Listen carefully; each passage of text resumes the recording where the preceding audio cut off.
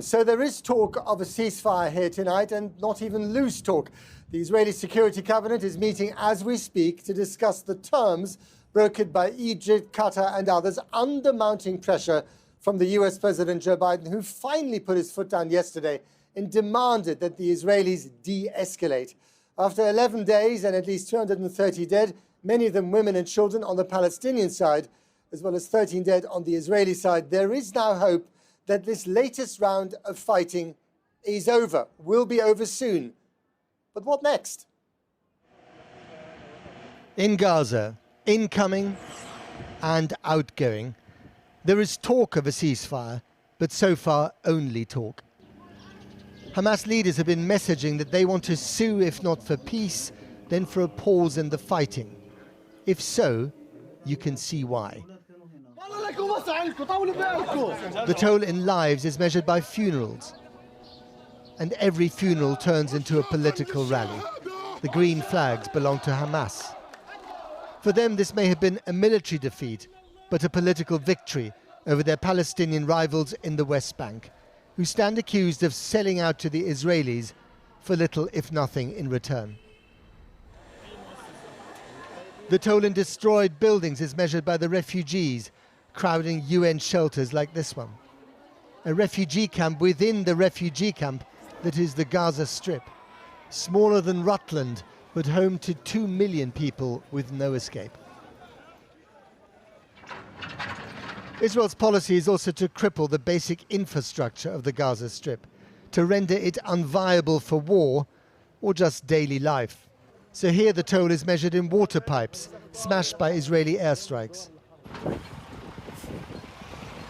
or by the regal welcome given to the rarest of apparitions, a petrol truck, its stray droplets collected like liquid gold. We sell the petrol to buy food, he says. He makes $3 a day doing this. Talking of petrol, an hour's drive from the hell of Gaza, in the parallel universe that is Israel, we find the Elvis Peace Diner cum petrol station, where you can fill up on fuel and optimism. We meet Tamar Zandberg, a member of Israel's Knesset, who is going to be part of a new ruling coalition to finally oust Prime Minister Netanyahu from office after 12 years. The fact is, the result is that troubling times also served him politically. You know, that's the fact, without getting into the question whether he planned it or he wanted it, but the politics of it played that the government that was about to be formed, just really 1 or 2 days and it was sworn in the meantime it dissolved, and we still have to see what will happen, but it is much, much harder now. The inscrutable block of the Knesset gives little away about the chaos inside. Israel has had 4 elections in the last 2 years. The country's fundamental division is mirrored in its inability to produce a working majority in parliament. High time for a reset.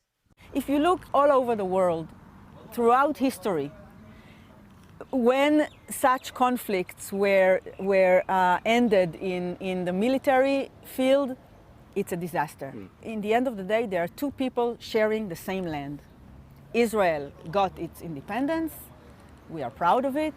We love our country. We want to live in peace and security.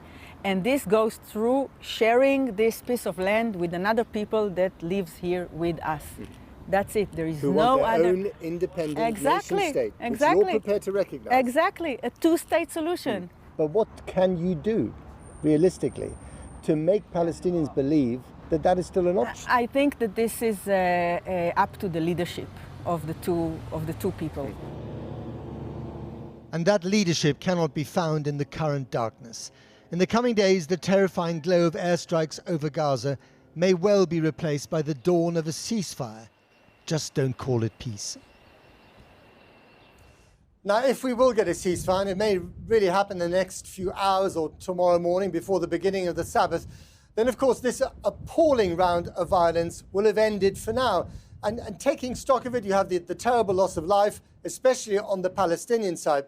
But there's a political point here as well, which is that the tectonic plates of Middle Eastern politics around this particular conflict I think, have changed fundamentally, because there was a hope in Jerusalem before, and also in Washington, and quietly in Brussels, perhaps even in London, that the issue of the Palestinians had sort of gone away, had been forgotten, had gone to one side, that the Palestinians, especially the West Bank, were prepared to put up with what the Israelis were forcing down them and had been doing so for years.